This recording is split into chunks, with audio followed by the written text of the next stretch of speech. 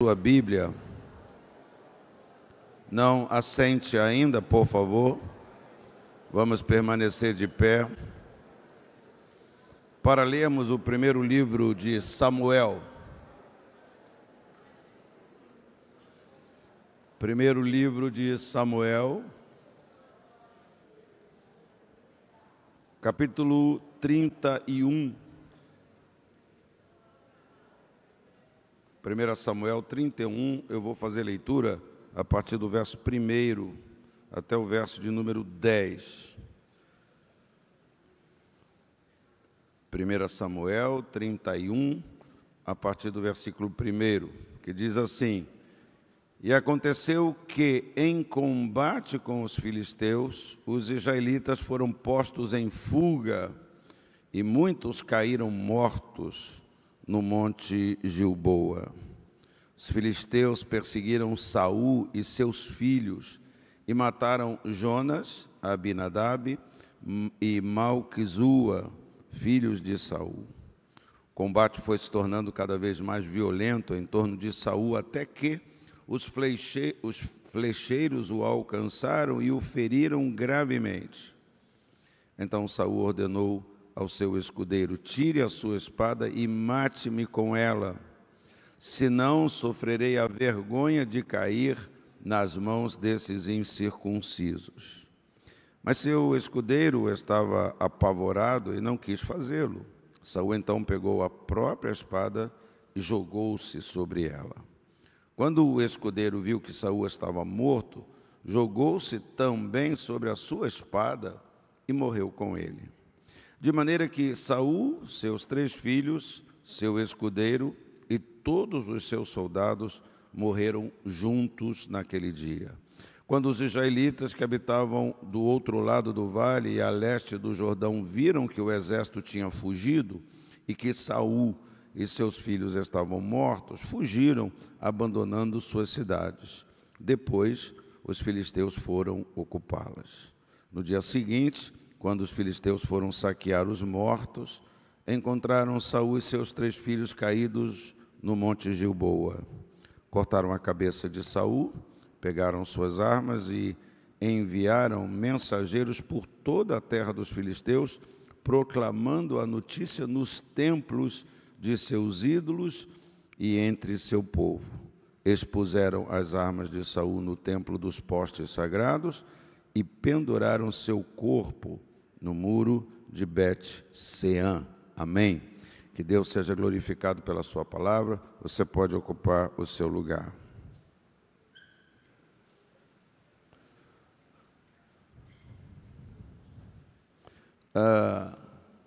Eu penso que há certos assuntos que são, assim, verdadeiros tabus em nossas conversas, sejam elas feitas numa reunião social ou numa reflexão bíblica.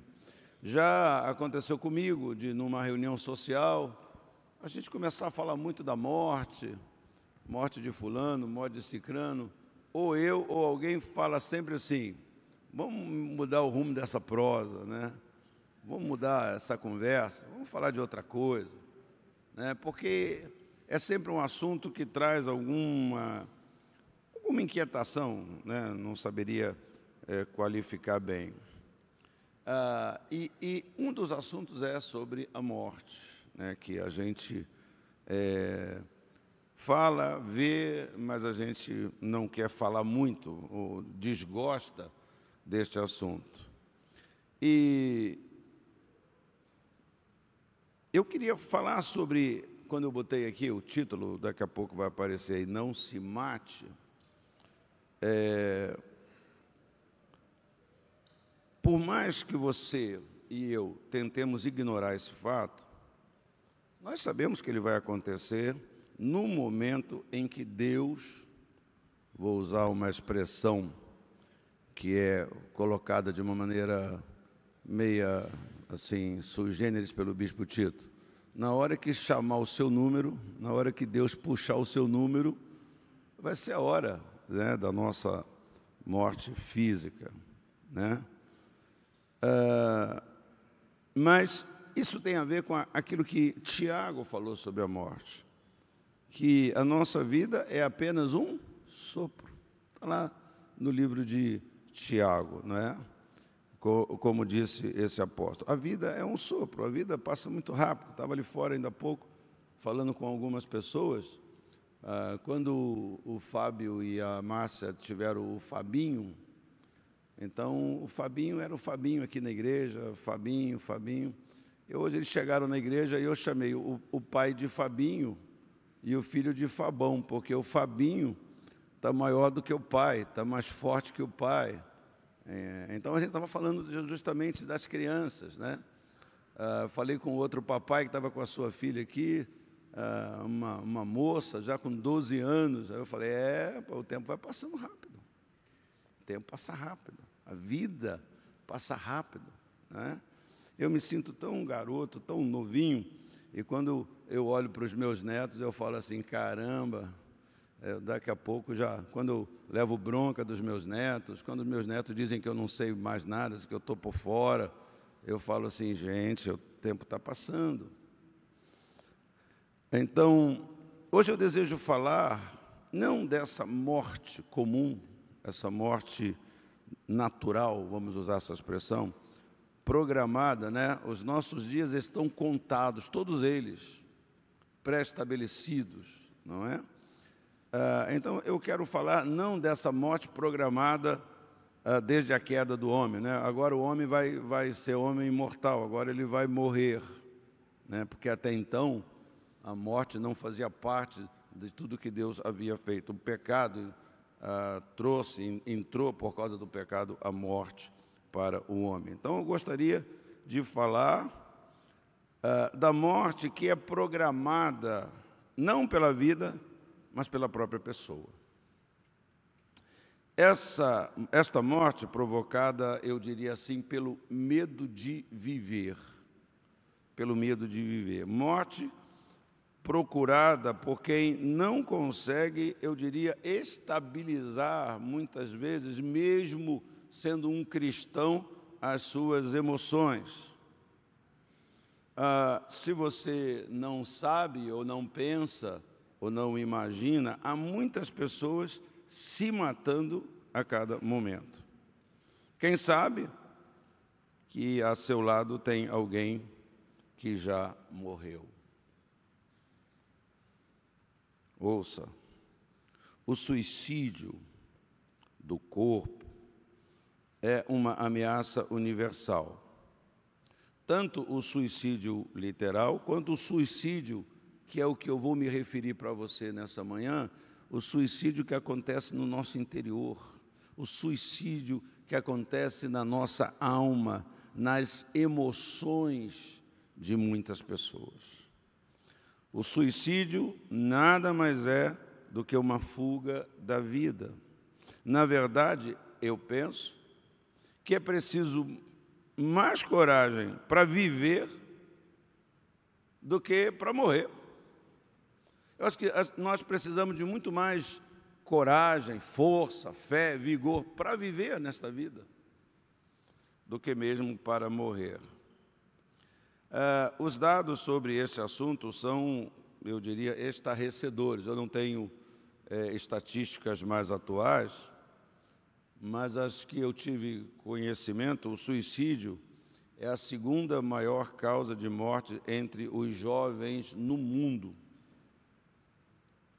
No Brasil, algum tempo atrás, era a terceira causa, ficando apenas atrás dos acidentes e dos homicídios. No Brasil, estima-se que ocorram 24 suicídios por dia e um número de pessoas que tentam se matar é 20 vezes maior do que o número daqueles que conseguem colocar um fim na sua existência. Então, se temos 50 mil suicídios, nós temos também 200, nós temos também 20 vezes mais do que 50. Você vê que loucura. de pessoas que tentaram tirar a sua vida. Na maioria dos casos, o suicídio está ligado a transtornos mentais, transtornos emocionais. Então, a pergunta nessa hora que carece de uma resposta clara e bíblica é: por que as pessoas não valorizam a vida como dom de Deus? Por que a gente não valoriza? Tem muita gente se matando, tanto as pessoas que se matam de verdade, fisicamente falando, quanto as que estão se deixando matar pelas desilusões da vida, pelos problemas da vida, estão renunciando viver, levantar, seguir em frente, por causa dessas coisas. Elas estão cometendo um tipo de suicídio, elas não estão caminhando para a vida, para a vitória, elas estão caminhando para o fim, para essa desistência absoluta, se entregando muitas vezes a tantas coisas. Sem fazer nenhum tipo de apelo emocional nessa manhã, com certeza há pessoas aqui na igreja, né, que já tentaram se suicidar fisicamente. A gente às vezes nem imagina, né? É bastante recorrente. Há algumas semanas atrás, eu fui apresentado a uma jovem, pela sua mãe aqui na igreja, depois de um culto, dizendo que a filha estava aqui e tal. E esses dias eu estava até me cobrando sobre essa menina, essa moça. Poxa, não tive mais contato com ela e tal. E a mãe estava dizendo que ela já tinha tentado suicídio 2 vezes. Então, a gente não tem nem ideia, não é verdade? Nem ideia. Às vezes uma pessoa diz assim: eu me enganei, eu tomei o remédio 3 vezes, mas às vezes aquilo não foi um engano. Às vezes aquilo foi uma tentativa muito assim, subjetiva, escondida, simulada, assim, de uma tentativa, né? Às vezes falta para as pessoas essa coragem. E a razão, muitas vezes, é porque a pessoa já está num processo de se suicidar no seu interior, a sua vida, estancar a sua vida, o seu vigor, a sua vontade de viver. A lista de elementos que invadem a vida, levando a pessoa a pensar num fim trágico, é infindável. A começar pela impessoalidade das grandes cidades. O que eu quero dizer? Nós vivemos num ambiente social que, na prática, é que ninguém se importa com ninguém. Ninguém se importa com ninguém. A gente parece que não tem nem tempo de se importar. Quantas vezes já aconteceu comigo e acredito que aconteceu com você? Você está num lugar qualquer, você vê uma pessoa, é como se o Espírito Santo falasse para você: olha, aquela pessoa está ali. Aí você consegue ver a amargura na vida dela, a gente consegue ver sem a pessoa nem olhar para a gente. E o que a gente faz? A gente às vezes não reage. Quando a gente passa e vê uma pessoa na rua, também a gente tem essa vontade de fazer alguma coisa, de parar, mas a gente está correndo, mas você está no seu carro, aí você não pode parar porque você tem hora, tem compromisso. Então, essa questão que nós estamos inseridos, dessa impessoalidade. Aí alguém conta para você que foi ajudar uma pessoa e aí você teve problema. Eu recebi mensagem de uma pessoa, um homem, que está dando golpe nas igrejas. Deu golpe em igrejas aqui em Caxias, que ele chega, tal, com um discurso de crente, necessitado, e um pastor de uma igreja acolheu ele, ficou com pena dele, botou ele para dormir numa salinha. Lá deram comida, os irmãos ali, e o pastor abrigou aquele homem temporariamente, e no dia seguinte chegam na igreja para um culto de oração de manhã, a igreja estava vazia, o homem tinha aberto a igreja, levou o som, levou tudo, levou tudo. E aí já se sabe que ele já fez isso em outros lugares, não é? Então, como que essas coisas afetam essa questão dos nossos relacionamentos? Como é que afeta? Como que há uma ingerência nisso? Você fala assim: pô, será que essa pessoa, é muito fácil a gente pensar em abandonar. E o que a gente faz isso mesmo, a gente aumenta mais essa impessoalidade. Porque há muitas pessoas que, às vezes, buscam na igreja aquele acolhimento, aquela ajuda, aquela palavra, pelo menos, não é verdade? Então, a gente tem que não deixar de fazer o que a Bíblia mandou. O que nós precisamos, nos tempos modernos, é termos mais um discernimento. É discernirmos mais isso. Né? Eu sou uma pessoa que não vivo me defendendo de nada. Mas uma ilustração cabe bem aqui, quando uma pessoa, um homem, foi retirado daqui meio que na força.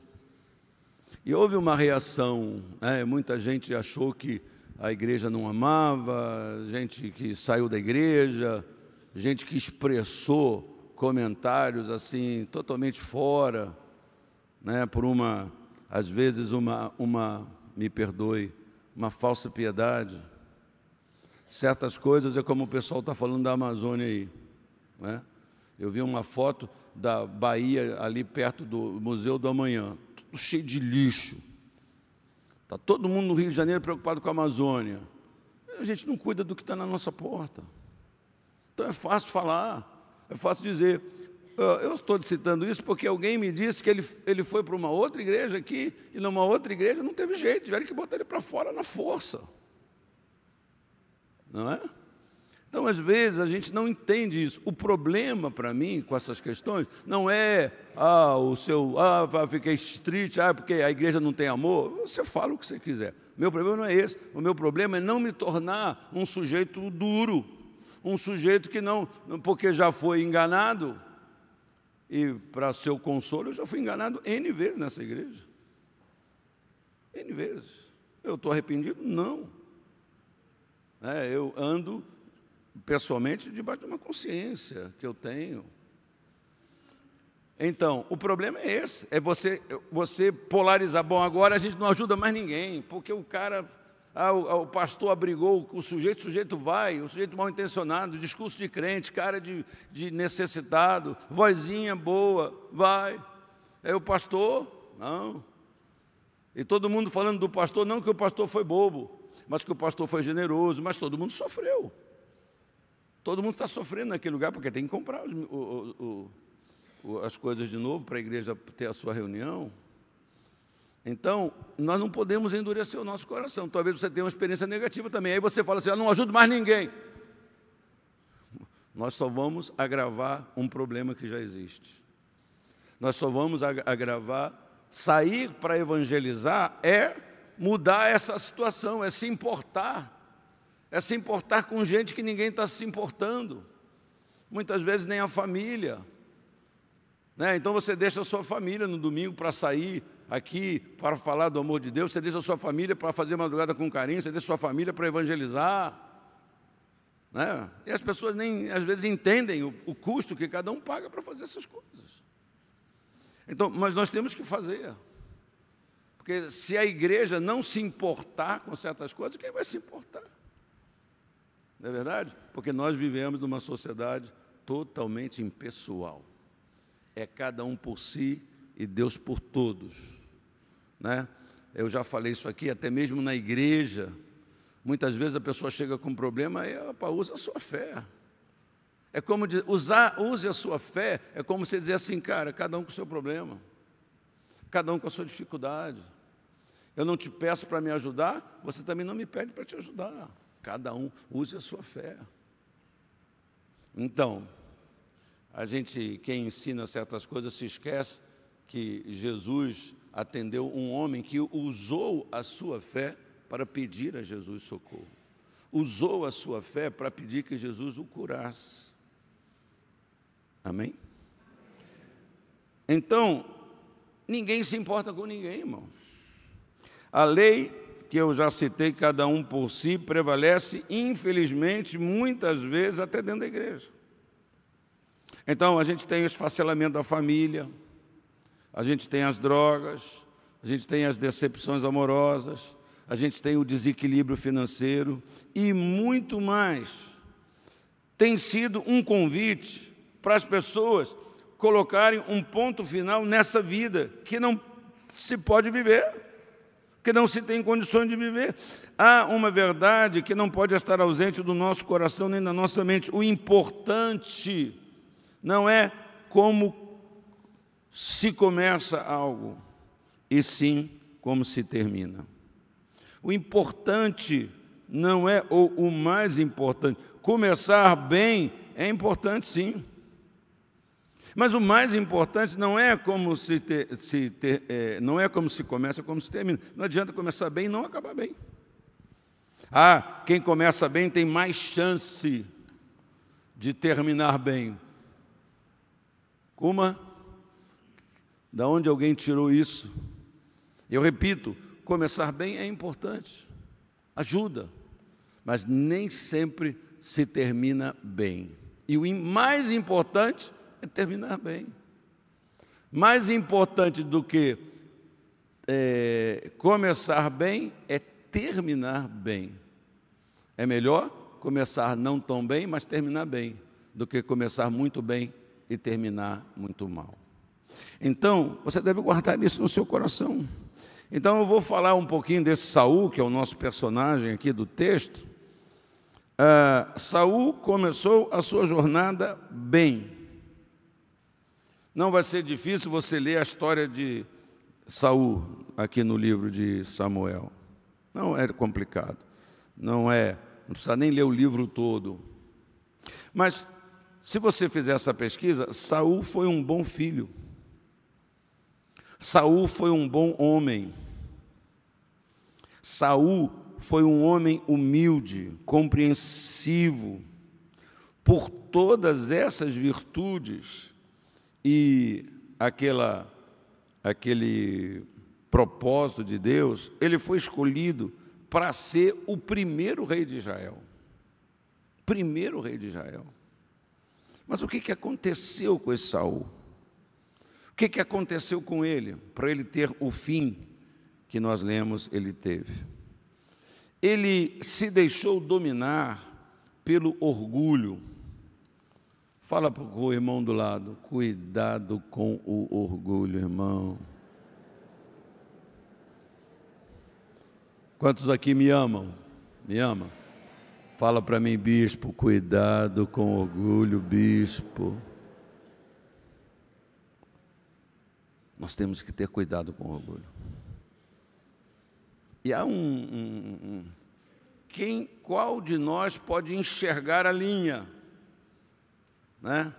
Você deve amar a si mesmo, não é um mandamento? Como é que você vai me amar? Amando-se a si mesmo. Então, nós temos uma expressão na nossa língua que é amor próprio. Um amor próprio. Você tem que se valorizar. Você sabe que você tem que ensinar pessoas a se valorizar?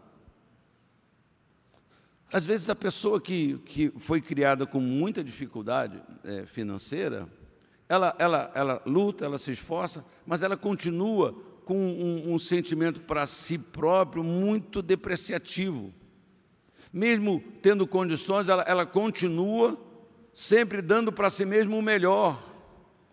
Parece que um amor, aquilo que ela conseguiu, então ela não consegue comprar, não consegue gastar consigo mesmo uma camisa melhor, um sapato melhor. Não, é porque fulano é pão duro, não sei o quê. Mas lá no fundo, falta um amor próprio às vezes. Se você não amar a si mesmo, você não vai amar o seu próximo. Então, se você não tem um amor próprio por você mesmo, você não vai ter pela sua esposa. Você vai ficar com raiva dela, que ela vai te pedir dinheiro para fazer a unha. Fazer a unha para quê? Bobagem. Você não faz isso com você. Não, bobagem. Para que tem que fazer escova? Toda hora tem que fazer escova. Eu já falei para minha mulher, vem aqui que eu dou-lhe uma escovada no teu cabelo e vai ficar jóia. Aí você precisa, às vezes você está assim, orgulhoso, o orgulho começa a entrar no nosso coração, que a gente fica pegado, a minha, o meu, as minhas coisas. Então, mas a linha, às vezes é tênue, amor próprio. Né? Amor próprio. Amor próprio, por exemplo, não tem a ver com realização. Quando você menciona as suas realizações, você está ali na divisa. Quando você fala para as pessoas, olha para o que eu construí, para o que eu fiz, é complicado. Porque isso não quer dizer amor próprio. Isso não significa amar a si mesmo. Não, mas as pessoas têm que saber. Por que tem que saber as coisas que você fez? Deus não está sabendo? Para você não está suficiente que Deus está sabendo, te abençoando, te prosperando? Para que você tem que propagar? Não, é para comprar sempre uma opinião favorável. Uma opinião favorável. Saul deixou-se dominar pelo orgulho, pela mentira. Deixou-se dominar pela aparência. Saul não seguiu as ordens de Deus. Esse aqui é um ponto quase que central desse assunto. Terminou sua vida da forma trágica que nós acabamos de ler, não é? Foi ficando cada vez mais violento aquela luta, aquele combate, foi cercando a vida dele, os seus filhos tinham já morrido naquele combate. Então Saul ordenou que o seu escudeiro o matasse, para não ser dito aí, caiu na mão, o pessoal cortou a cabeça dele, o pessoal expôs como troféu as armas dele, sinal que o tinham subjugado. Ele então se matou, mas aquela questão continuou, porque os filisteus fizeram aquilo que talvez Saul não desejasse. Então, há uma verdade tremenda nesse texto. Eu quero que você ouça isso com graça de Deus, com atenção. Saul, para começar, estava lutando uma guerra que não era sua. Os filisteus eram inimigos de Deus. Eram inimigos do povo de Deus. Eles não eram inimigos de Saul especificamente. Então, aquele orgulho de Saul que o fez falar assim, não, eu não quero cair na mão, eu não quero ter um final de vida assim. Ele está pensando em quê? Está pensando nele. Ele não está lamentando a derrota, meu Deus, Israel vai perder uma batalha, Israel vai sofrer, o nosso povo, o nosso Deus. Não.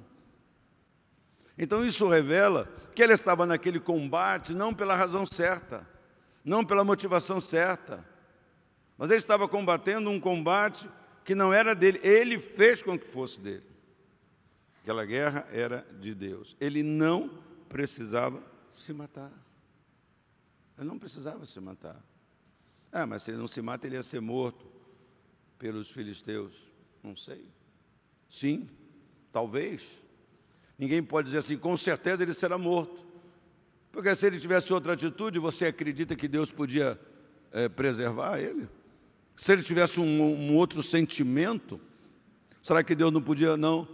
Tá bom, leva ele preso lá, dá uma lição nele, porque eu ainda vou usar esse cabra, porque eu ainda tenho plano para esse sujeito. Ele poderia. Mas numa hora dessa, né, bispo? Quem pensa assim? Quem pensa assim é quem entra na batalha de uma maneira correta.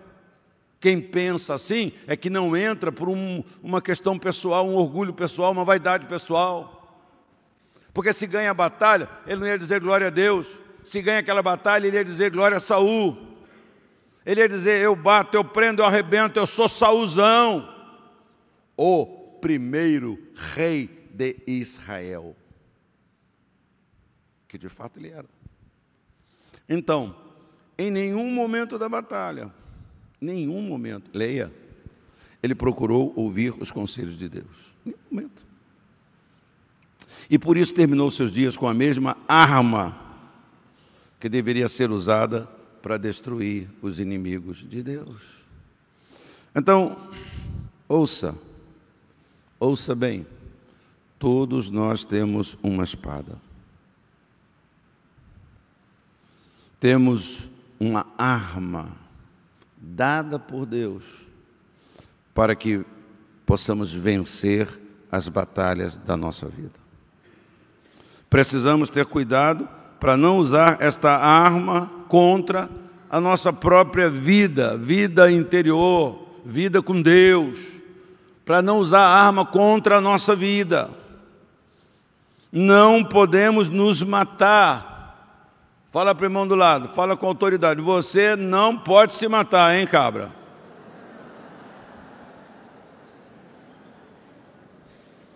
Como alguém disse para alguém, né? Olha, você não pode, se você se matar, eu vou te matar também. Aí já era. Você não pode se matar. Se você se matar, aí que eu vou te matar mesmo.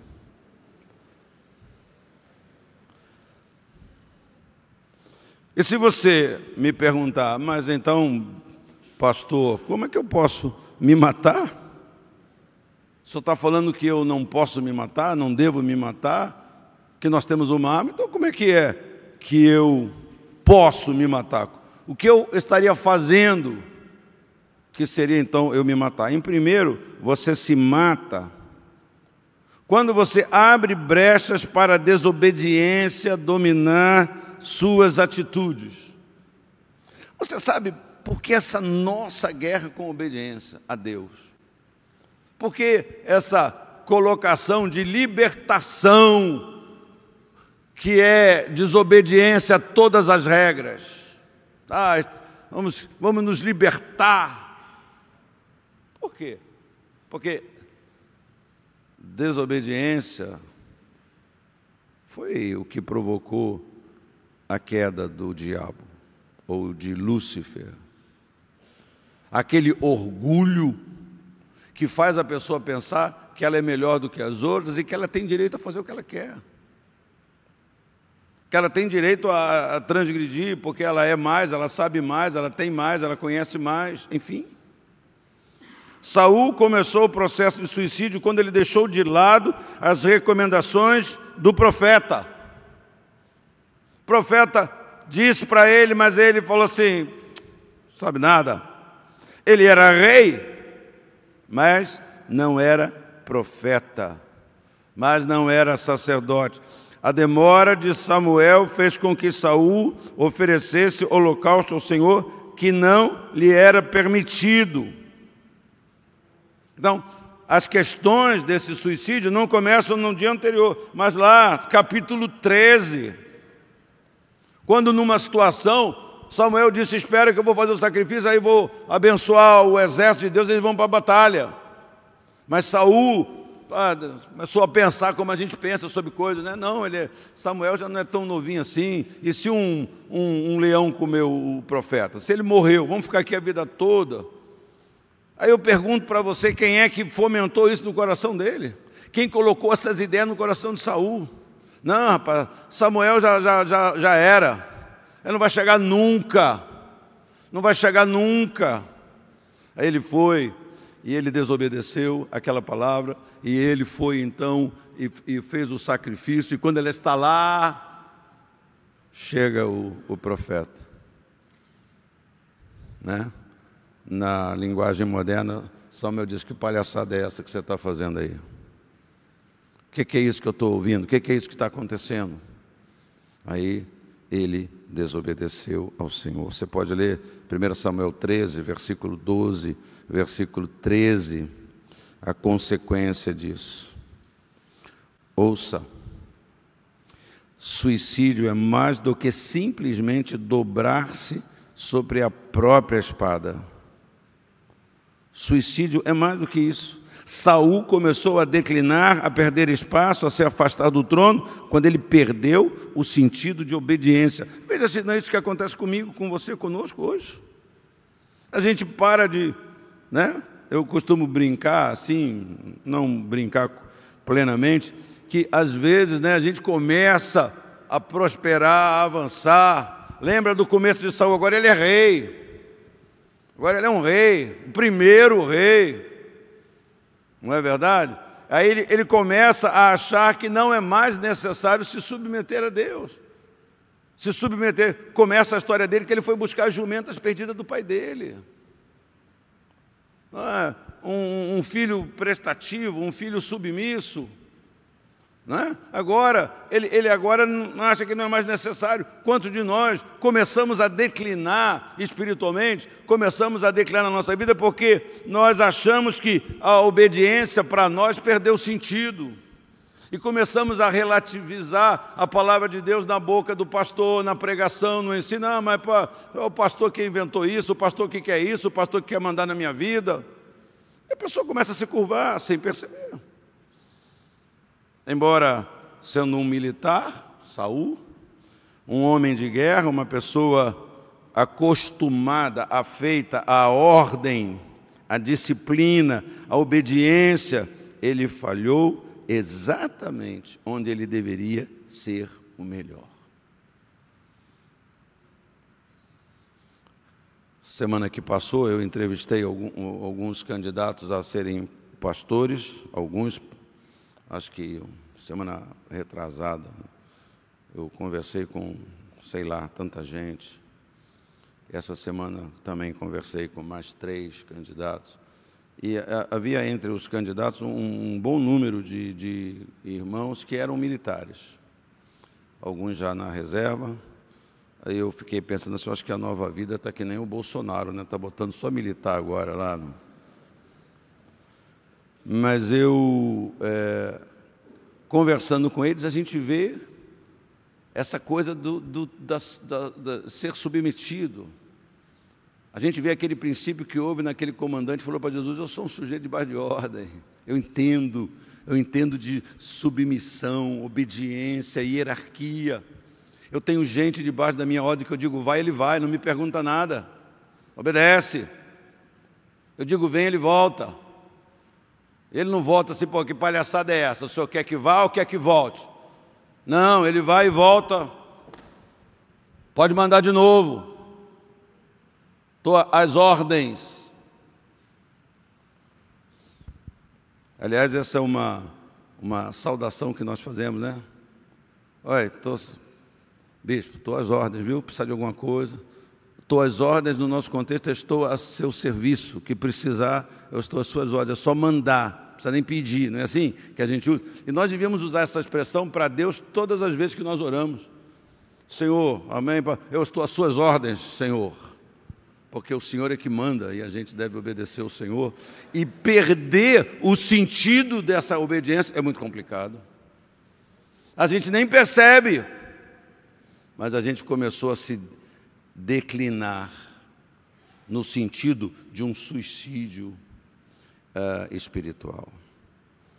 E ainda hoje muitos estão perdendo a vida, não literalmente, mas perdendo o prazer de viver em razão de atitudes contrárias aos princípios estabelecidos por Deus. Segunda coisa, você se mata quando fala o que não se deve falar. Um amenzinho, só não dá para sair nada aqui agora. Você se mata quando fala o que não se deve falar. Você entende que tem coisa que você não deve falar? Você já entendeu isso? Tem coisa que você não deve falar.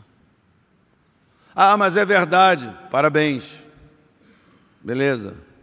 Mas não é para você falar. Não é. É sábio não falar. É prudente não falar. Você sabe que prudência é uma coisa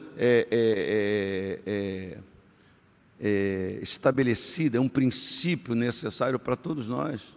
Para um pastor, mas para você também, um cristão, deve ser prudente. O mandamento de dominar a língua é para mim, porque eu sou crente, não porque eu sou pastor. É para todos nós que somos crentes. A pergunta é, quem não peca pelo falar? Quem não peca pelo falar? Quem aqui pode dizer, eu nunca pequei no que eu falei? O apóstolo Tiago ensinou que a língua é indomável, incontrolável. Ninguém consegue dominá-la. Com a língua bendizemos o Senhor e Pai, e com ela amaldiçoamos os homens feitos à semelhança de Deus. da mesma boca procedem bênção e maldição. Meus irmãos, não pode ser assim. Precisamos ter cuidado com o que falamos. Saul estava vivendo um momento de perigo, de cansaço, de estresse. Aí veja que bobagem que ele fala, para dizer aqui quem manda sou eu, muito mais do que como um pensamento elevado de estratégia, de cuidado com os seus subordinados, entendendo aquela situação. Está todo mundo cansado, está todo mundo estressado, está todo mundo tenso. Aí o Saul abre a sua boca para dizer, os homens de Israel, está escrito no texto, Samuel 14, 24, os homens de Israel estavam exaustos naquele dia, pois Saul havia imposto um juramento dizendo, maldito seja todo o que comer antes de anoitecer, antes que eu tenha me vingado de meus inimigos. Olha aí, aquilo que eu falei antes. Antes que eu tenha me vingado dos inimigos de Deus, antes que eu tenha colocado essas coisas em ordem, esses incircuncisos filisteus. Por isso, ninguém tinha comido nada. Já comentei, lembrei agora, que as guerras de Saul eram guerras contra... que as guerras de Saul eram guerras contra o povo de Deus. Portanto, o maior interessado em vencer era o próprio Deus. Mas a falta de comunhão, a distância que ele mantinha de Deus, fazia com que ele confiasse mais na sua espada do que no socorro do Senhor dos Exércitos. E o que acontece com esse juramento? Jonatas, o seu filho, que não sabia de nada, vindo de uma batalha, também cansado, comeu um bocado de mel. Saul, então, se preparou para matar o próprio filho. Está todo mundo exausto, com fome. Você já viu uma pessoa com fome? Não. A nossa tendência é até exagerar, por isso que o Senhor nos corrigiu, dizendo assim, quando você jejuar, não faz essa cara de pobre miserável, não. Para que as pessoas pensem que você é muito piedoso, para você não comprar uma imagem errada de você mesmo. Então, quando você jejuar, lava o rosto, faz a barba, tudo bem. Mas você já viu como é que a gente sai de uma boa refeição? Como é que é? Até pelo benefício, não é verdade? Eu tô fraco, eu preciso comer um pouco, né? Preciso tomar um cafezinho. Você imagina o cara comer o mel, não esse mel que a gente compra aqui, né? Que a gente não sabe bem, mas ele foi lá, não fala, os olhinhos do bicho estão brilhando. Bora, pessoal, vamos dar um couro nos caras. Esse cara comeu algum bagulho aí, esse cara desobedeceu. E aí Saul, para manter a sua moral, a sua ordem, queria matar o filho. E aí não deixaram. Os soldados não permitiram. E Saul então foi envergonhado diante de todos em razão de uma ordem sem propósito. De uma ordem nada a ver. Tinha ganhado muito se ficasse calado, deixa cada um. Se eu não posso prover para aquele exército, deixa o pessoal aí, achou mel, divide, vai, vamos, estamos no campo de batalha.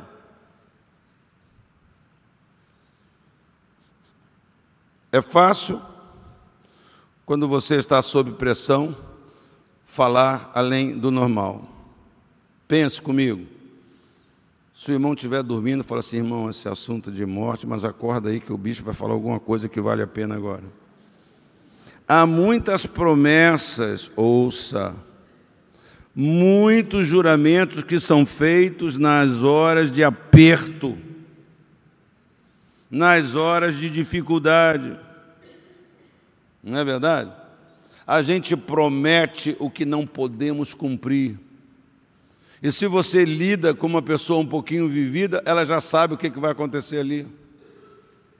Ela já sabe. O pastor lida com isso de vez em quando. Às vezes, para a gente pegar um dinheiro emprestado com uma pessoa, a gente promete mundos e fundos, que a gente não tem condição. Não tem como pagar mesmo. Mas a gente, na tentativa de convencer, é porque você acha, às vezes, que a pessoa que você vai pedir, ela não é verdadeiramente seu amigo ou sua amiga. Então você precisa de algo mais para fazer com que ela acredite. Que ela acredite que você não vai, que você vai pagar a pessoa. Mas se você fala com alguém que você crê na amizade da pessoa, você vai receber bem o sim ou não daquela pessoa. Está aqui, não, claro, te ajudo, pronto. É melhor falar assim que eu puder eu te pago, do que falar que vai pagar daqui a 5 dias. Vai pagar daqui a 30 dias que você não tem certeza que você vai poder honrar aquela palavra. Então é melhor dizer assim que eu puder eu te devolvo. Está em paz. Mas a gente faz promessas, para depois a gente fica como? Mais envergonhado. Você não vai ter como pagar, e alguém que fala para você assim, pô, fulano me pediu, e rapaz, eu já emprestei um dinheirão para ele, nunca voltou. Essa fama, ela vai correr. Vai correr. E você vai passar a ser visto como uma pessoa, um caloteiro, uma caloteira. Estou aqui com preconceito só falando dos homens. Não é uma pessoa que não cumpre a sua palavra. Como Saul, para que falou aquilo? Para que falou isso? Para quê? Não pegue dinheiro com a agiota. Todo agiota sabe que você só chegou a ele porque todas as suas tentativas normais já não tem. E ele sabe, via de regra, na maioria dos casos, que você não vai suportar a carga daquilo. Porque você não está em condições nem de suportar a carga de um empréstimo do banco normal. E por isso que o banco não dá, porque o banco também sabe disso. Banqueiro não é rico à toa, não é verdade? E aí ele sabe que ele vai ter que arrancar à força tudo que você tem. Ele vai chegar na sua casa e vai levar. Então é uma bobagem. Então é melhor você se humilhar, ajoelhar e pedir graça e misericórdia de Deus. E Deus ouve a oração daquele que pede a Ele.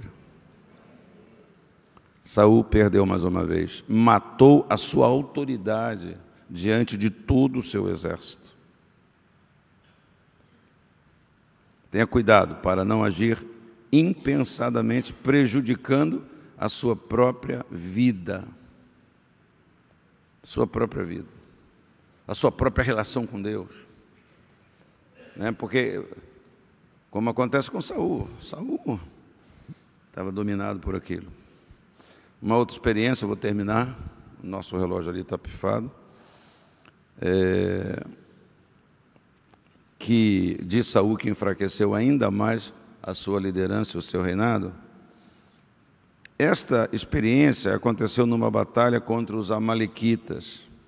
Saul, ao invés de obedecer às ordens de Deus, você conhece também esse texto, muito falado e ensinado, de exterminar todos os amalequitas, ele resolveu poupar o melhor dos rebanhos e poupar o próprio rei Agag. Você já se perguntou? Tá bom, ele é goloso, ele quer ser mais rico, então ele poupou o melhor do gado, as melhores ovelhas, as mais perfeitas, os touros mais produtores, reprodutores do rebanho. O cara não precisava, mas você... Por que ele poupou Agag? Já parou para pensar nisso? Recentemente, por que ele não poupou o rei? Qual é a ideia dele? O que está na cabeça de Saul quando faz isso?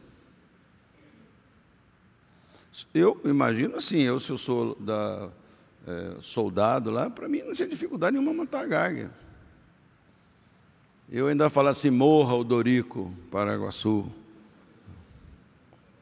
Mas que Deus mandou, estou na paz. Por quê, Fiquei pensando sobre isso. Talvez isso não importe muito, talvez importe um pouco.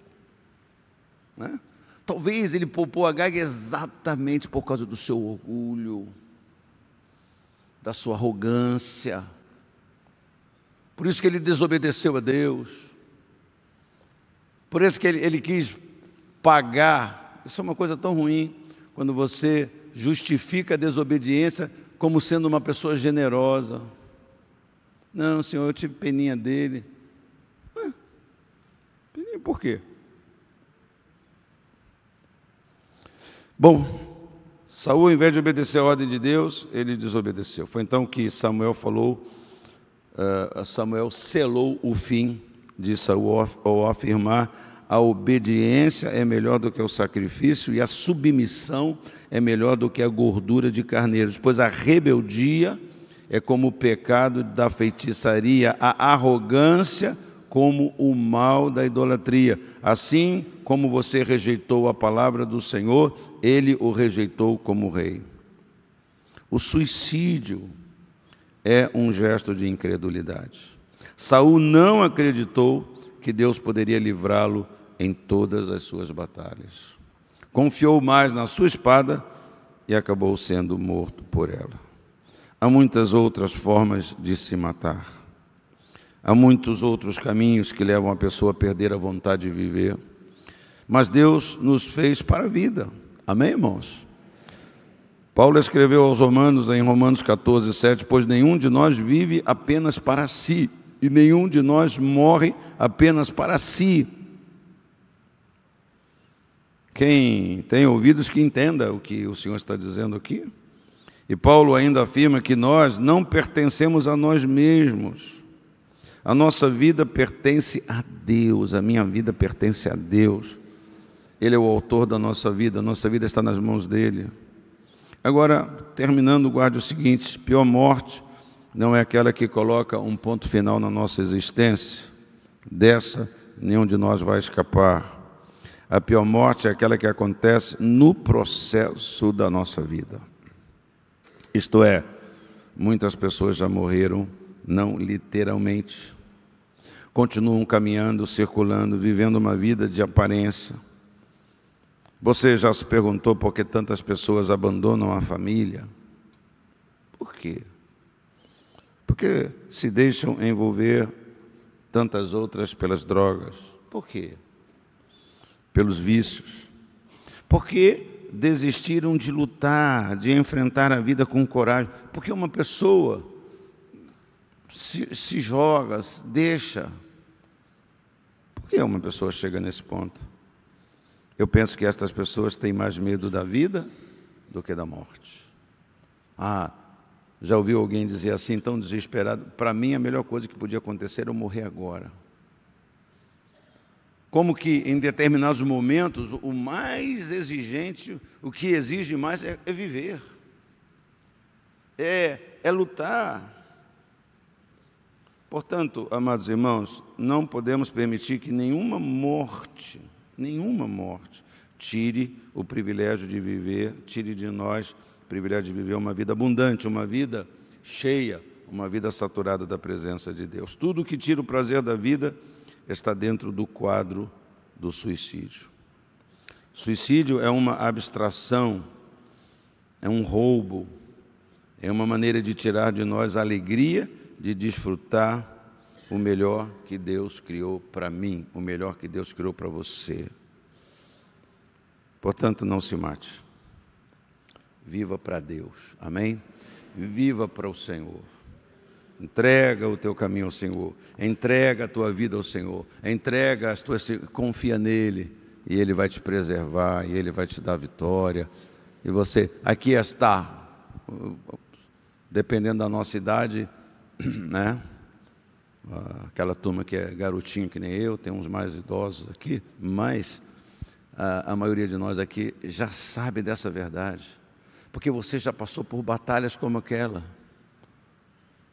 e você não se curvou diante da sua espada porque você estava olhando para Deus, você estava confiando em Deus, você resolveu clamar a Deus, você resolveu dizer: Senhor, me tira, e é por isso que você está aqui ainda, para dizer que vale a pena viver a vida com Deus, que a vida está nas mãos de Deus, Não que não tenhamos sido tentados, não que não tenhamos sofrido estas coisas todas que eu descrevi aqui, mas porque nós deixamos a graça de Deus prevalecer, nós obedecemos a palavra de Deus. Quando a gente tinha uma vontade tremenda e parecia mais óbvio agir na contramão da vontade de Deus.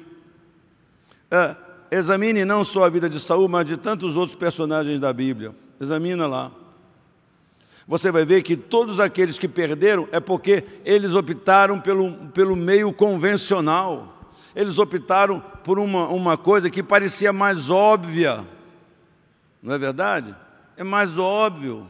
Se alguém, dependendo do corpo daquela pessoa, daquele homem, se um magrelinho, se aquela pessoa me dá na face, eu olho para o corpinho dele, eu olho para a minha mão. Eu tinha um colega, um pastor, ele ainda tem, ele está vivo, só não andamos tão juntos agora, tão perto. E ele dizia assim: olha, rapaz, eu quase, desde que eu me converti, 20 anos que eu me converti, que eu nunca dei um soco na cara de ninguém mais. Eu, quando não era crente, eu brigava todo dia, eu não voltava para cá sem brigar, me dizia esse pastor. Eu tinha que brigar. Eu voltava para casa machucado, mas também tinha deixado outra pessoa machucada. Ele dizia para mim, depois de se converter, ele falava para a pessoa assim: já pensou 20 anos sem dar um soco? Quando eu der um soco em alguém, um soco de encalhado de 20 anos, eu vou arrebentar o sujeito. Né? A gente olha para uma situação assim: pô, como é que eu vou dar outra face para esse franguinho? Eu vou dar o meu soco de 20 anos que eu não dei para ninguém, não vai ficar osso sobre osso. Como que nas situações da vida, a nossa força, o nosso recurso, diante daquele problema, a gente se supervaloriza e despreza o outro? Não, de maneira nenhuma. Eu nasci na Paraíba. Lá não tem negócio de deixa para lá, não. Lá é toma lá, dá cá. Não é verdade? Os paraibanos estão dizendo: não, Jesus me libertou, graças a Deus. Vamos orar? Segura no braço do irmão do lado e fala assim: não se mate, irmão, não se mate. Não se mate. Não deixa, não fica assistindo você se curvar e não fazer nada. Olha para Deus, busca Deus, não siga o exemplo. Pior quando a gente não enxerga isso, né? Está tudo bem? Não, maravilha, aleluia, glória a Deus, o Senhor é bom, mas você está agindo de uma maneira. E não adianta você buscar do lado de fora, porque a solução não está do lado de fora, está dentro de você, está dentro do seu coração. Pai, muito obrigado, Pai, porque o Senhor cuida de nós, Pai. O Senhor cuida de nós.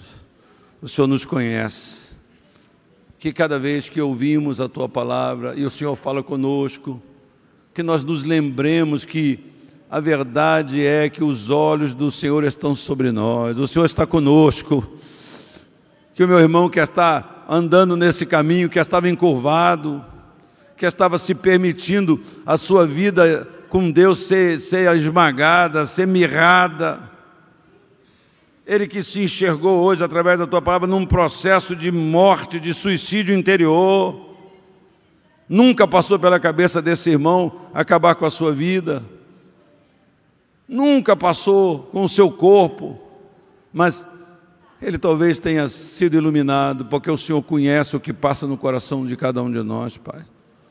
E o Senhor envia sempre a Sua palavra para nos curar, aleluia. O Senhor envia a Sua palavra para nos sarar, para nos libertar daquilo que está nos matando, daquilo que está roubando a nossa vida aos nossos próprios olhos, e nós não estamos vendo, e nós não estamos reagindo.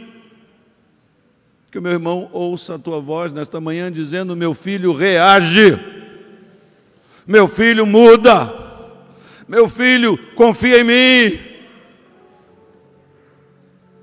Pai, em nome de Jesus eu oro, em nome de Jesus eu peço, em nome de Jesus eu agradeço. Pai, nós queremos agora também orar